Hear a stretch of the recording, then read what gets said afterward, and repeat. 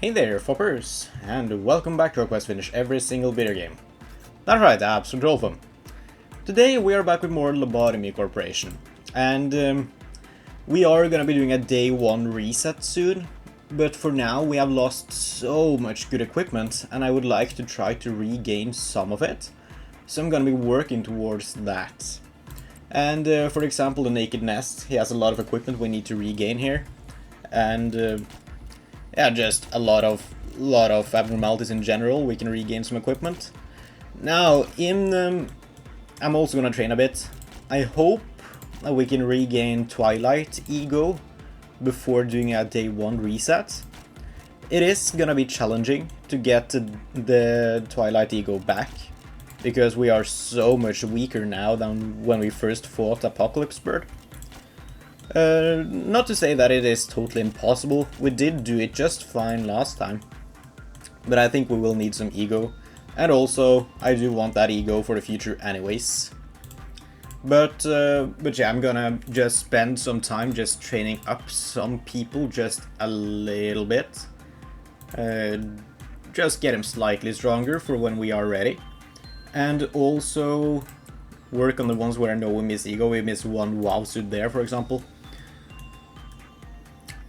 And yeah, we do have most of the things we need, really. We need to do work here, of course. We're just gonna do it with Doot, I think. Can we do that with someone else here? They have kind of bad suits. Yeah, we need to use like a lot of HE level suits, and it's not great. It's not great. We are in a bad spot. We are done working with you. So I'm just gonna do like a lot of random stuff. Just trying to get through the day, really. And hopefully we get some of the things we need. It's been a while since I played this now. It's been, well, like 2 days, I guess. Not that long, but it's longer than usual for me. So we'll see if I have everything in memory here, how to play. Matno Smiling can probably work there, and then we need your gear, so we can send in Justicia. That will be fine. We can take out some clerks again. Okay, and we get a meltdown down here. Rudolta, that's not an issue. That is totally fine. And Doot. No. Doot is going over here. We can make a suit, right? We sure can. I think the suits will be better to start here, so I can comfortably work with everyone. I'm gonna train up someone. Someone is equipped with Paradise Lost for now. We are gonna be doing a standoff between Infernum and someone. One of them will get a Paradise Lost weapon in the next playthrough. I don't know which one yet. The winner will get it. The winner will deserve it. And work with you. Do we send in red? Yeah, you need to train a little bit anyways. Need 58 boxes. Sure, buddy. And you know, I was watching a video on like AI art and who owns it. And it's really interesting, because when it comes to art, like the copyright, which is what we really care about. Oh no, Don is gonna die there, isn't he? If he survives, I'm not sending Don in there again. That was a bad idea. He's not gonna survive though, unless he's really lucky. Oh no. That sucks. Don is at full health? Wait, what? Why? Huh? Why did you survive that? That was so strange. Okay, well, we take those. But like when it comes to copyright, it's always the creator of the art that holds the copyright, unless the creator has signed some sort of contract or whatever, giving ownership over to someone else. So, like some AI art places, they have in their like terms of service or whatever that, as far as the law allows at least, the person creating or telling the program to make art, like, has ownership of it, again, to the extent of the law. And it's really worded in an interesting way, because, like, you don't actually get ownership of the art, is the interesting thing. It's more so you can do what you want with it, and no one's gonna come after you, really. But the issue is that you didn't create the art. No, the company didn't create the art.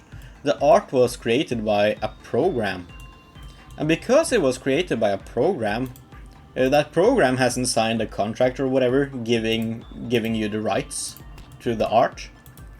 And because the program can't do so, also ownership can only be held by humans. It cannot be held by animals or programs.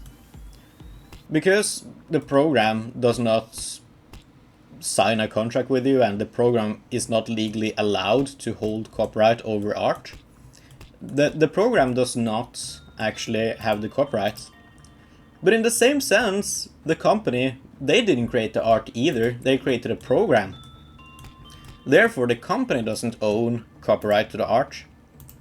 And the thing is that no one actually owns the art. It's just out there. Anyone can use AI art for whatever they please. No one owns it. There is no copyright attached to it. So whenever anyone makes AI art, anyone can do whatever they want with it. And I mean, that's something that's being looked into, I think. Still under debate how exactly this will be working moving forward. But as of right now, right this second, as I'm saying this, it is the case that AI art is not owned by anyone. And no one can really do anything with AI art like that, you know. It's not legally owned, and you can't copyright it, you can't prevent people from using it in a legal way. And it's kind of strange in a sense, because, well, I would have thought that the company making the program would get ownership, given that there are no... I mean, you'd think that someone would have ownership over the art, right? But it's just not the case. No one owns it. There is no ownership to give. And it's fascinating to me that... like, it's something that's really in the world, but it is just too new, really, for anyone to do anything about it. Yet, it's being looked into. It's probably gonna change at some point in time. But I would think that the standard was that the company owned the rights, and then they could, send the rights forward if they wanted to, or if that was in the contract or whatever, terms of service that you sign. But no, there's nothing there. No one owns it. No one can own it. And I kind of think that's fair, given... I mean, the nature of AI art is very strange in my mind, because I don't know how legal it should be, personally. I don't know quite where I'm at in that debate, because it has, to create art, AI art, it is trained on a bunch of data without permission, and that does seem very immoral, if you ask me, and that seems to be the consensus. Most people think so. But in reality, that is how people create art, you know? You're nothing but the culmination of everything you see, everything you sense. When you create music, you can only create music because you've listened to music and you kind of iterate on it. And that's why there are cases in the world where certain bands or artists, they claim copyright on other bands or artists, because they mean that certain parts of of the art is very similar, illegally similar. But then in another sense, that is just how people create art, and that is why it will be very similar every now and then. Because it's difficult to tell where the inspiration comes from in certain cases. Like, this riff, is this made this way because I listened to another similar riff that I liked, and now I have kind of based this on it subconsciously, you know? And you take inspiration from multiple places at once as well. You don't just take inspiration from one song most of the time. Sure, people can do that too, but that's usually more like maybe into parody or something along those lines. It's more intentional. But you take inspiration from a bunch of different art, from all art you've really ever seen, and all things you've ever heard. You take that as inspiration, subconsciously or sometimes on purpose, and you create something based on it. And that is how AI art works as well. It's seen probably more art than any human being has seen ever. It's seen so much art, and it creates based on that. But it does feel more immoral, especially given that kind of the purpose of AI in that sense, it is to cut out artists, you know? And makes it seem even more immoral because it's taking work from someone in order to, like, make them unnecessary, those very people it takes art from. And that seems wrong, for sure. Let's get you guys to safety, because I have to kind of think about who I send where now, given that we have a lot of weaker employees than we're used to. Send in little Timmy and Infernum, I guess. You only have Bear Paw's weapon, but you do have... No, you have Bear Paw's suit. Maybe we don't send you. But Infernum can certainly do this. Yeah, we have a lot of weak people. It's kind of a shame. Oh, it's so scary having to deal with all this. Welfare could go here. Send in Bong Bong. You guys could go into this room for now. Do we have something for you? We do. Also need to take out more clerks, because I really don't want the army to breach now. That would suck. Send in Licorice and Red. I'm sure both of you can deal. Yeah, my main goal will be to get all WoW and ALF equipment back, at least to the degree it's possible. I don't care too much about the HE equipment. If we don't have that, that's fine. But we are gonna need a lot more equipment than we currently have. Do we have someone for you? I feel like we might not. We don't really have anyone available either. No one I can really trust. The cool thing, I guess. We have Justin and Lumiere. Do we have anyone for you? Well, the cool thing. Send in Justin and Lumiere. We do have someone for you, so that's good. Do we have someone for you? Not really. Family Guy? I don't know if I trust you to do that alone. We're kind of in a tough spot here, given that we have so many weak people. We can do Celadon. That works, for sure. No one has lost a lot of health, at least, so that's good. Okay, pretty good. Need to take out a few clerks as well. Just Army in Black or Big Bird breaching now would be so bad. I think we are fine, really. Like, worst comes to worst, we do have, like, someone is insanely strong at this point in time and can probably deal with anything thrown in his way by himself. We do have a few really strong employees, it's just that our average employee isn't necessarily that strong anymore. Whereas before we could do whatever we wanted, really, and no one would die to these ordeals. Okay. Oh, everything's looking down here, it's looking fine. You're almost done, that's good. There is one in this room, kinda scary, but he got killed off, so it's fine. Where are the clerks? One clerk there. Not anymore. Thank you. You're defeating him, great. No clerics, there is a cleric. Yeah. I am kind of an optimist when it comes to AI in general. I think there are a lot of exciting things happening. I think it's gotta be a difficult thing to adapt to legally, especially, and in life. And it's a huge shame, I think, because I feel like at this point in time we're using AI in the wrong places. Like, art is probably the worst place to use AI because, you know, that's what people want to do. Wait, have I not defeated the ordeal yet? I'm just sending everyone back, dude. We still have you. And we have Bong Bong there. We need someone for you. Send in Infernum. And this should be good.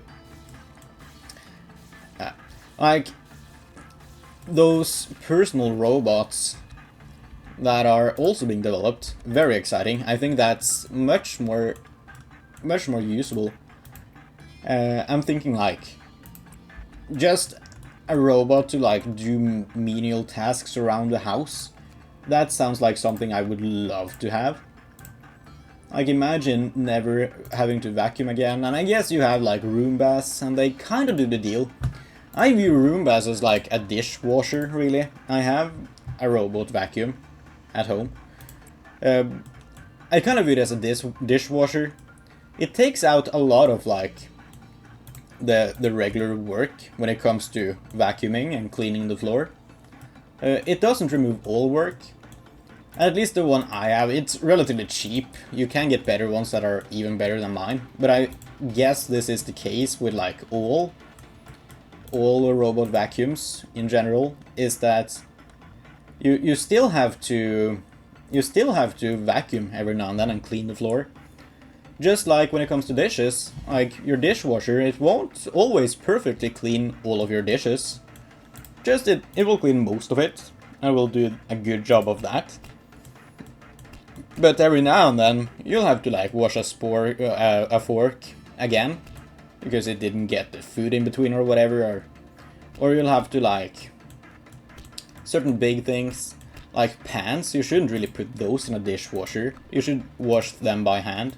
In the same sense, the robot vacuum, it won't reach everywhere, and it might not do a perfect job of vacuuming everywhere. You might need to run it twice to clean everything, and certain corners in your house or hard to get to spots, you're gonna need to do those by hand. A robot vacuum just won't do it.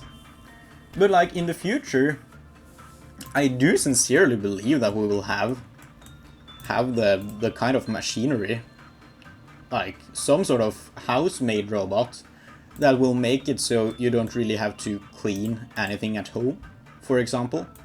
I'm saying cleaning, there are other things where I think that in some of our lifetimes, I think we'll get to like maybe not make food, for example. Imagine a machine that just makes food for you, you know? I guess you could go to a restaurant, but that's not the same thing. Like all of those things you have to do at home. And like making food, it's kind of an art to some people. There are people who enjoy making food. I don't think most people enjoy making food, not every day at least. I certainly don't. I am so sick of food in general, honestly.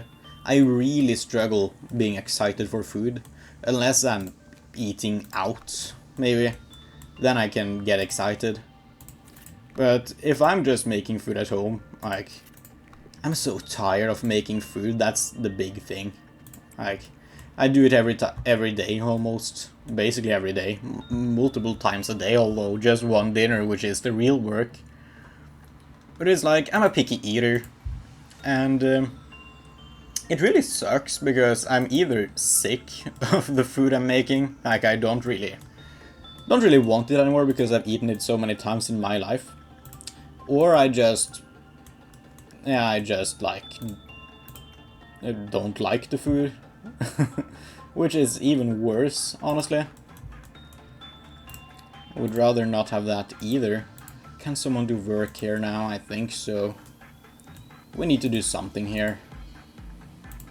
Send Boldman, why not? Okay.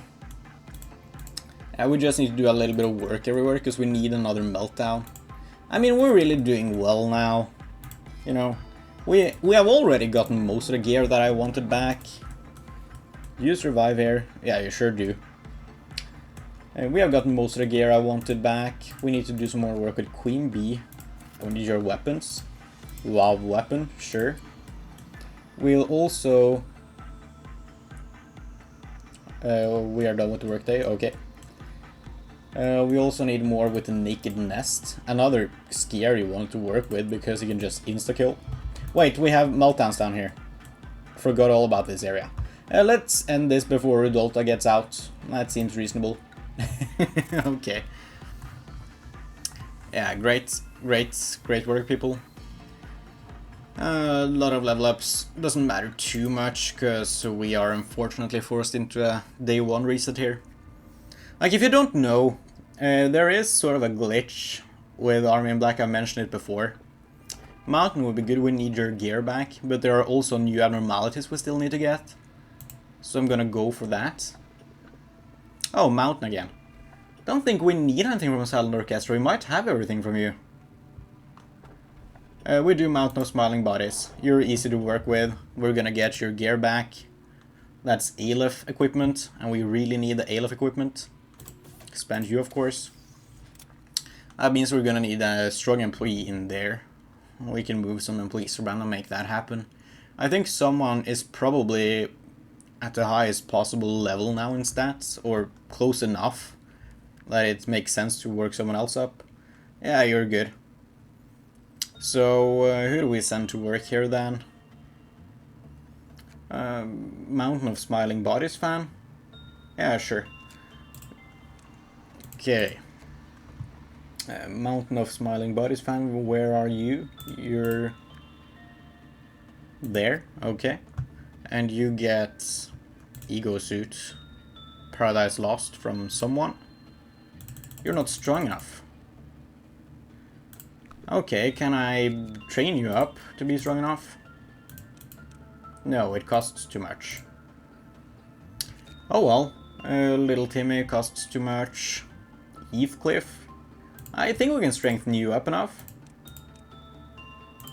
If only I can click the right button. There we go. That's Heathcliff. Go to Eagle list, send in Heathcliff.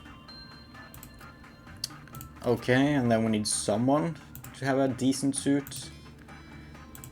At this point in time, I'm not gonna worry too much about employee wishes and stuff. I know people want certain equipment and whatnot, but it's just, it takes a lot to like properly consider what to do with everything, and yeah, we're gonna reset this soon anyways. I hope the next reset will be the final reset. I really hope so. I need to be done soon before I lose my mind. Do we have any Aleph weapons? No. We have a lot of WoW weapons though. Sure, you can have Hornet. We can do Exuvia. Okay. And we are getting our employees back. Slowly but surely. We can just purchase your gear. Yeah, okay, cool. And who gets that? Cyber can have the suit. No, you cannot. Mountain can have the suit. That makes sense. Guess you get the weapon too, for now. Then we need to level up someone with an HE weapon. You can have this WoW Spore weapon. Okay, great. Can we afford anything here? We can afford another suit. Yeah, we just get a lot of minor things here. Minor upgrades again. We are getting our people back up slowly but surely. That is very good. That is very good. We don't really need to work with Mountain then. Do we still do it? Probably want an Aleph person. We can do Mountain of Smiling Bodies fan, that makes a lot of sense. You should be able to survive that. And then we need Heathcliff to go to wherever White Knight is, that's up here. Okay, and little Bobby can go in there, sure. Can we get anything from you now? No. Okay. Great. Begin management. I should probably check to see what equipment we are missing, because we are missing some equipment. And I would like to know what abnormalities to take now, if I do want to regain some equipment. I'm gonna go ahead and like make a list for the next run of the abnormalities where I have all the equipment versus all the abnormalities where I don't. Just so, like, if an abnormality is not good for my facility, I'm still gonna take them as long as it's not a memory repository day if we are missing their equipment and it's WoW or higher. Because then we can just get all the good equipment back. We have lost so much, we're probably gonna lose a bit more if we succeed in Apocalypse Bird here. Don't want Dawn to go here, that's right. Do we want to train anyone here? I kind of need to be smart about the things I do. Because we want people who are as strong as possible in order to effectively deal with Apocalypse Bird. We can probably send Toka in for you, right? No, you have an AG suit. I cannot imagine that being good enough. Okay. Yeah, that's kind of the issue here. We don't have the people. We don't have the ego to comfortably work with things. It sucks. Can send you there. Can keep training up Yum Yum. I mean, we should train up Bong Bong as well. You have Aleph equipment. I think Mountain Smelling Body's fan can work here just fine. We try it. We cannot forget about Yin. I would love to get your things. And you are horrendously bad for our facility, so I don't want to take you next time. Even if I could memory repository you away. Just sucks. Set an Orion here so we can get your final... Not Auxiliary, Orion. So we can get your final weapons. Only missing 2 weapons. Someone is captivated by red shoes. You're over there. Alright. Where's White Knight? He's up there. We send in Heathcliff. Okay, this is good. We don't need to work more with Il Pianto de la Luna. I'm still gonna. Red can level up a bit, so it makes sense. We have everything from you, right? Yeah. We have everything from you now. We do. Still makes sense to work a little bit, just so if we ever lose some equipment, we can just regain it quickly. I don't think that's a bad idea if I have people I trust. Celadon should be able to. Also the cool thing. Yeah. Again, this is like the perfect time to come with new character suggestions if you want to get into the series. Because we are going to be doing a day 1 reset soon, and you could be in right from the start. Woohoo! Okay, just so we can try for the gift again, I guess. We get a meltdown, that's cool. Cannot afford your weapon, okay. We need to go pick up Yang. Just do that and immediately leave, or put it back. Punishing Bird is out. Can do that, okay. Take out clerks for me, please. Yeah, just in general, I am very optimistic about the future, always. I think we will face challenges, a lot of them, especially when we see changes. And I think the world is always gonna oscillate between being a good place and a bad place. I think that's the natural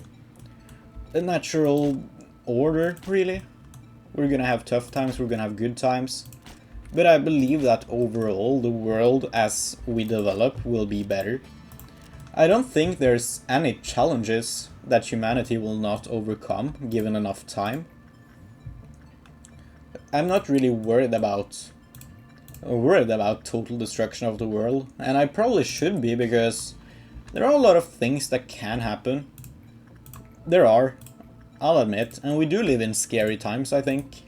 I mean, there are a lot of things I see every now and then, and it does worry me when I see certain, like, scary news, you know. If you follow the news, especially the world news, you're probably gonna end up seeing, like, a lot of things that you certainly can feel stressed out about. Someone is captivated by red shoes again. Okay. But overall, I believe that nothing will be too bad for us to get through. And that might be being naive, really. I think we're kind of past the point of total human destruction.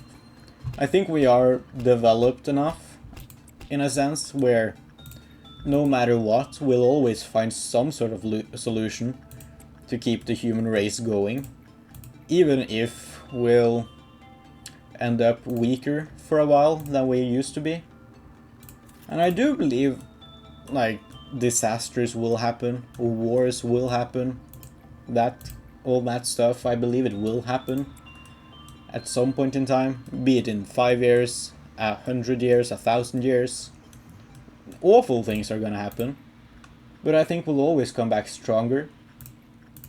And that, again, that might just be my naivety, but I think we have the technology, we have people, we have whatever we need. Like, realistically, we could send people to live on Mars. Like, it's really just a matter of money. Is it worth it? You know? But we could do that. I think we could do that basically today, if we could afford it, you know, if we wanted to spend the money on something that seems, on the face of things, kind of useless right now. I don't know.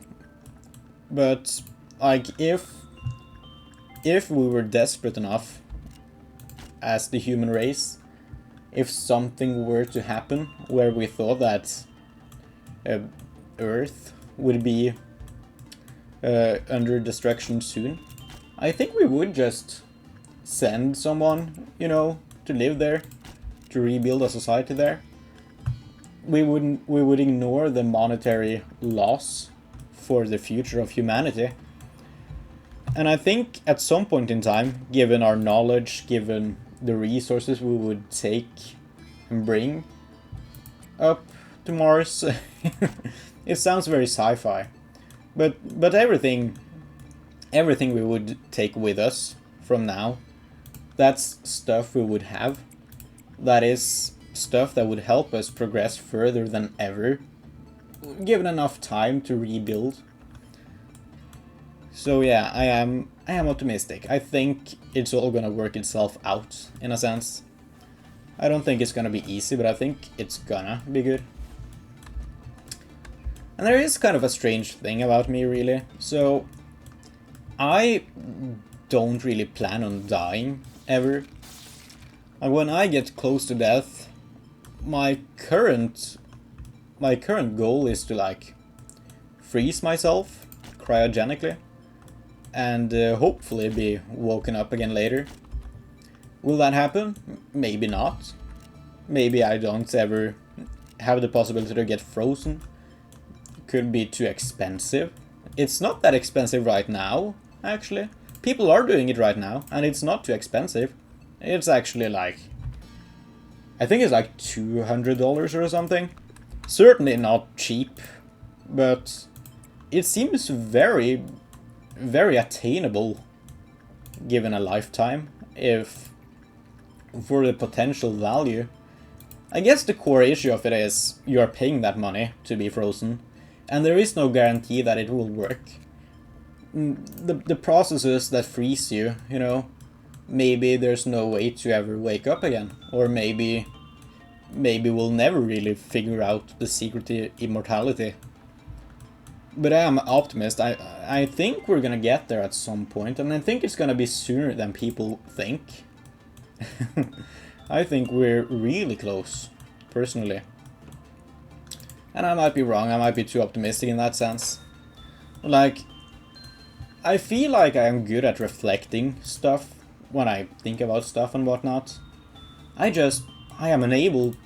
I can see so many realities. I'm like Doctor Strange, you know, seeing into billions of realities. I cannot ever see myself dying.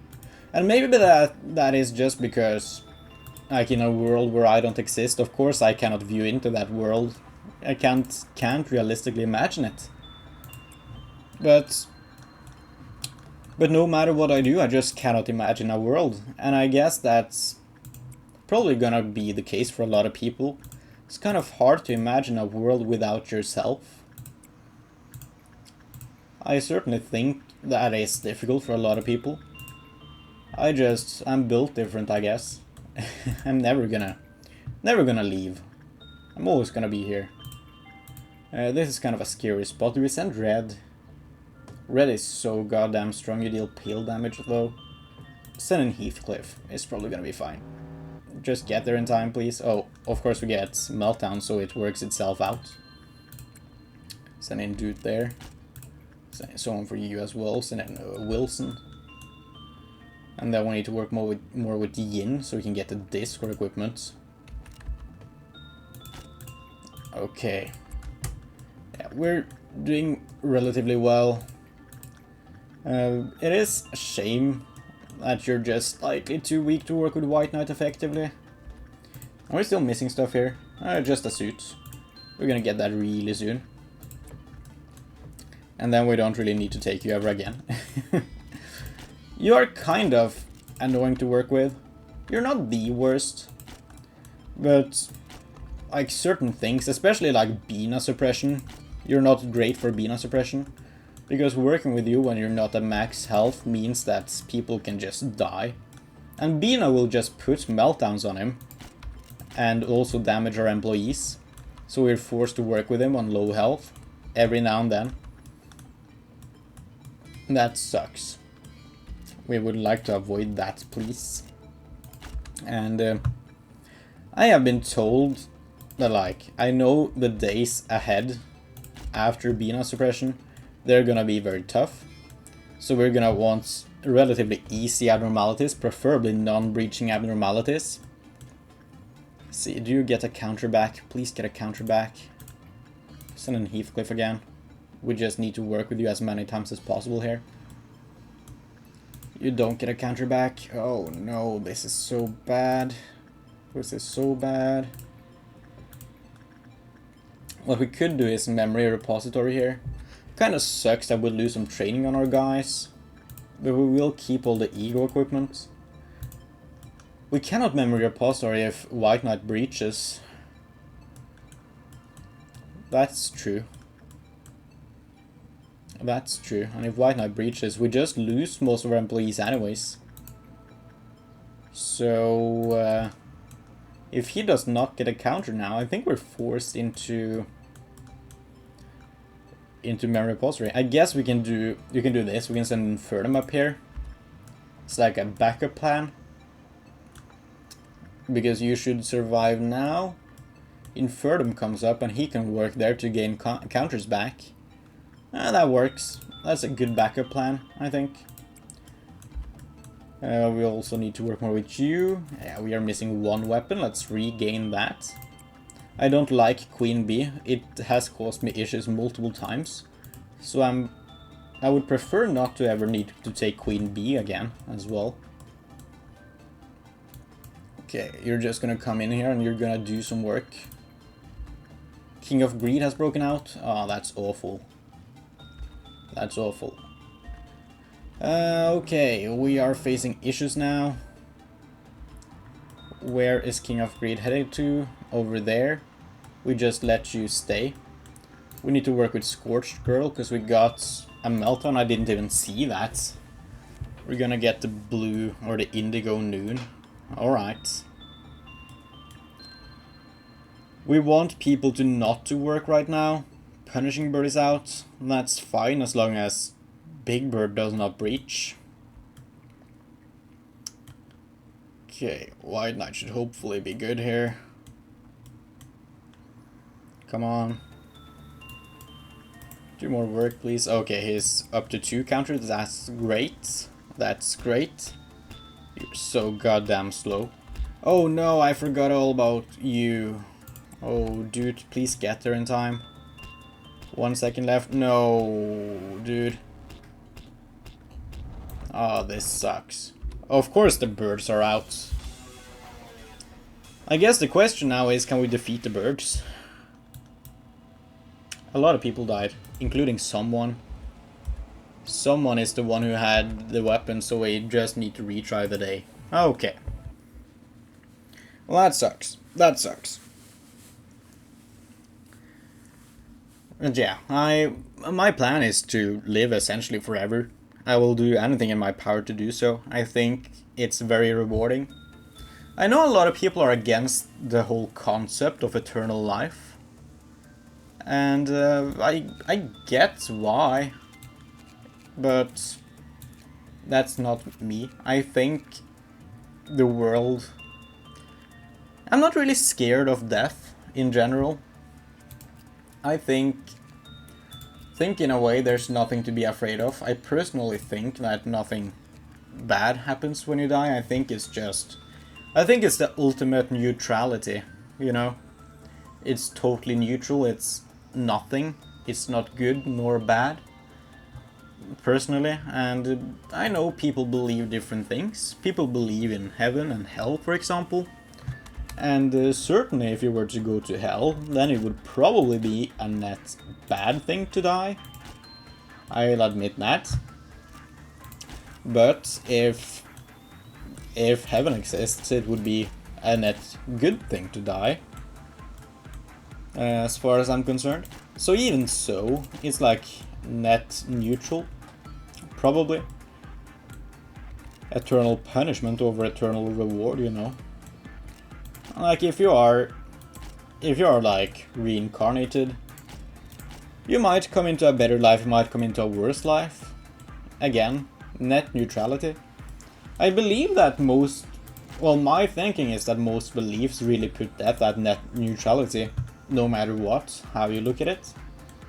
I personally believe it's nothing, you don't have any senses or anything. You can sense, like you're just gone. It's impossible, really, to imagine how that would be. Like, if I were to try to imagine no color, like, forget about. I would imagine black. That's the nearest thing I can think of. But that's not nothing, you know. It's still black. And other than that, it's something that I can't sense, you know, so I can't imagine it. Cannot imagine it. Really the same as a lot of things. It's difficult to imagine nothing, you know.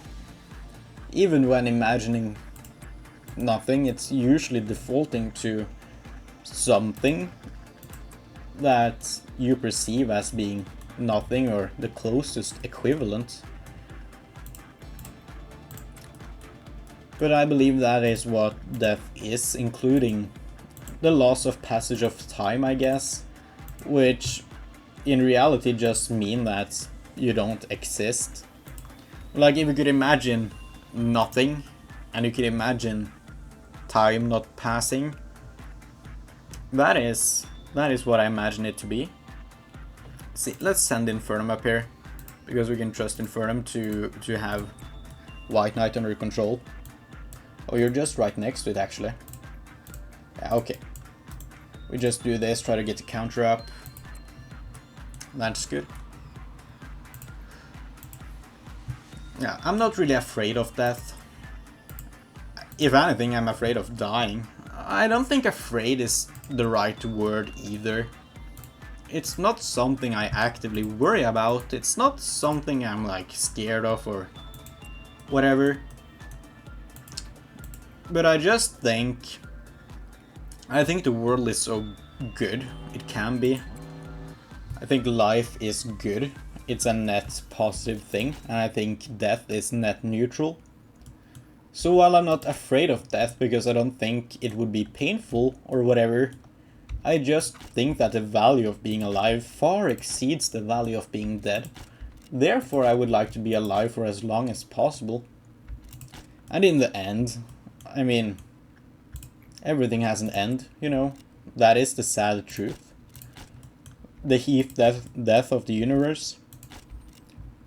Like, energy will just be heat. That is currently the theory of what's gonna happen. That at some point in time, Uh, the energy will all be dispersed into heat, because that's where it ends up in the end. As far as I know anyways, that's like the basic explanation of it. At that point in time, nothing can happen because there is no energy and no work that can be done. Like, energy that is heat is essentially spent. And anything you do really just speeds it up. It's by an insignificant amount. But whenever you create heat in any sort of way, you do speed up the heat death of the universe, in theory. And that includes, like, easy tasks such as walking around, you know, breathing. It includes a lot of stuff, like using electricity generates heat. Like even a fridge, you know, you would think, if you didn't know how a fridge works, you might think that it removes heat, but it doesn't, it just moves it, and in the process it actually generates more heat. In the back of your fridge will probably be relatively warm, you know, if maybe you open a panel or whatever, but there is heat there. It's just that the heat inside of the fridge is being moved outside of it, which is how it keeps things cold. Same thing with freezers, of course. And because, as far as I know, we cannot do anything with heat, really. Once energy has become heat, I think. I might be wrong on this. It's been a while since I looked at this stuff, so I might be very wrong. But I think there's no way to turn heat energy into other kinds of energy, really. And if there was, that would kind of disprove the theory of heat death, as far as I know. Again, I might be wrong. These are things that I don't really have a good grasp on. I think it's very advanced physics, really, that it comes down to. And I don't think the average person really understands it that well, although you definitely can have like an overview of how it works. You can know the basics of it, at least. Yeah, so like, at some point in time, even if I do end up getting cryogenically frozen, you know, if that works out, and like I was able to upload my consciousness to the cloud just in case my physical being got destroyed, and like all of those things, you know, all of the precautions you could take to essentially ensure that you never die. Even if you could do all of those things, I don't believe you could actually genuinely live forever, just because everything will die at some point in time. The universe essentially will die at some point in time. But that's like not really a scary thought, to me anyways. I know some people really struggle with the existentialism of that. I don't think it's scary at all. I do think it's a shame that you miss out on all of this good stuff. I really hope there is something after, even though I don't personally believe it. I hope there is. That would be great. There was some sort of eternal paradise you could be in, for example. You know, I really like the theory that as you die, life flashes before your eye. You've probably heard that. I like the theory that you kind of live an eternal cycle because of that. Like, every time you die, you see life flash before your eye. The entirety of it, time slows down for you to allow that. And then when you die in that flashback, it kind of repeats itself, in a sense. So you just live the same life over and over again like that. I guess some people would like hate being trapped in that eternal cycle. What in the world took out all these guys? I feel like I saw like a tentacle just come up from nothing. What? Huh, okay. We're dealing with these ones, and that's gonna be the last ones. So that's good. That's not the last ones. What? Who have I missed? Where are the other ones? A couple in here. Okay, you guys can deal. You guys can deal. Sure. yeah, I don't know. I am not really struggling with that necessarily. I do want to take every precaution to live as long as possible. You know, if a portal ever were to be created, like instant transportation between places, I would never use that, ever. And I guess that kind of makes me... that's like boomer mentality, you know? Like, oh, this newfangled technology, I'm not gonna use that. But I think it would work in a way, and I think this is like from Star Trek or whatever, but that's not where I originally got the idea from, because I've never watched Star Trek. I don't remember where I got the idea from at all. But I think it would like dismantle you atom by atom, and either just send the smaller pieces of you around at really fast speeds, potentially light speed, or even just use completely different atoms to rebuild you. I think you would end up getting a clone of yourself in a different location, rather than actually teleporting yourself. Like, I'm thinking of consciousness, you know? I think the consciousness that you are at this point in time would be destroyed and would not exist anymore. Essentially death. And I think you would just get a perfect clone, including all of your memories, like if they could rebuild the synapses in your brain and whatnot perfectly. I think you would get a perfect clone of yourself in another location. And that is not the same thing as being moved. I think you would die and then no one could really tell that you were dead, because you would have someone who seems to be the exact same person in another location. And that is kind of a scary thought to me. Because, like, if people couldn't tell, you know, it kind of reminds me of like skinwalkers and whatnot. Like, kind of a hidden clone of yourself, pretending to be you. Maybe not knowing it themselves, but the sentiment seems to be the same for me. And that seems like a realistic concern. Seems like something that could happen in the far future. I don't know. I mean, if portals work like that, I'm sure that people would know that's how they worked, right? Maybe if you read the setup manual or whatever. People probably wouldn't read that. But yeah. If you were to read that, I'm sure it would say like, oh, by the way, we dismantle your entire being. And we sort of rebuild you. And it's like the ship of Theseus. Have you ever heard of that? It's like a philosophical question where you have a ship, a big boat, and over time, like, parts of it, they get rotten, like planks get rotten, or the anchor needs to be replaced, it rusts, it gets destroyed in some way, damaged. Oh no, worker bees out. What is going on here? Is that Paradise Lost? Did I lose a guy? Must have been a clerk, right? Okay, well, we sent Paradise Lost to deal with this one. That should be someone. Where is someone? You're there. Can anyone work here? Yes. Orion did fail. So that sucks. But Paradise Lost is coming in. Hopefully he's good. He sends you guys away just in case that's where they go.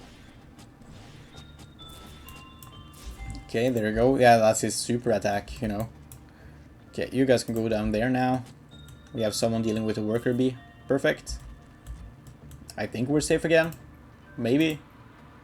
I do not know. Okay. I don't think anyone died, so that's good. That is a success in my book. And I guess we send in Orion again. We be greedy because we need 30 more boxes there. Still need to work with Yin as well. Yeah, we're only missing 2 there. 2 pieces of equipment. So that's not too bad. That's not too bad. Yeah, but like, over time you replace every single part of this ship due to damage or whatever. At what point does it stop being the ship of Theseus is the question. Once you have replaced every single part of it, like, it's always been called the ship of Theseus, because it takes many years to replace every single part of it. And replacing a single plank in the ship, that's not gonna change the ship, you know? It's still the same ship, people would refer to it as the same ship.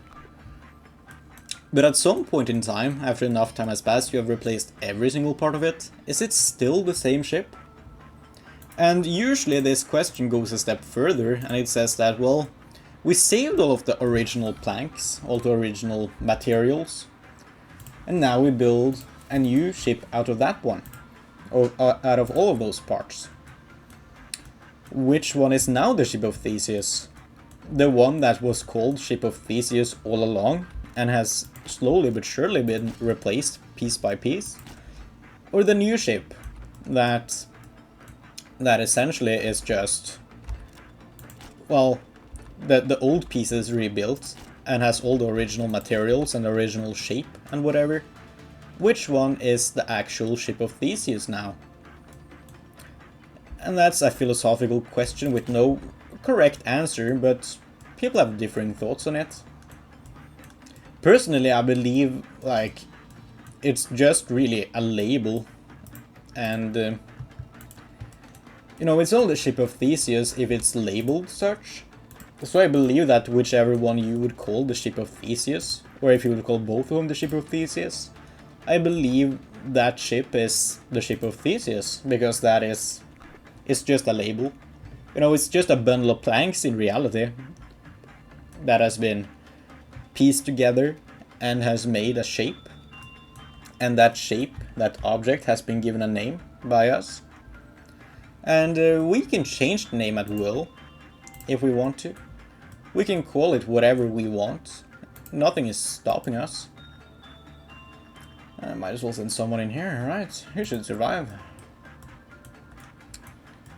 And nothing is stopping us from changing the name of something or calling two things the same thing. So it's just what you want to call it, that is the name of it. But I kind of leans into the whole, like, teleportation cloning aspect. If all of you are taken apart and then a new you is built with some different parts or whatever, like, which one is you, you know? Is it still you at all? Does it count as a totally new being? Or what's the deal? Who is what? So we can do temperance work with Heathcliff. I never considered that. I would increase his chances. Pretty good, pretty good. Just do the meltdown works. Yeah. Yeah, I don't know. I would never, just out of fear, I would never use a teleportation device. And that might... I feel like you would get judged for it, for not getting with the times, you know? I kind of get that. But I think that's something, that's one of the things that I don't want to mess with in my life. I don't know if we'll ever get that in our lifetimes at all. I don't think that's unrealistic, personally. We can already move parts around essentially at light speed. Like certain particles or whatnot. I guess it's in reality just light particles. Like, I'm thinking like internet and stuff. And you can send things moving really quickly.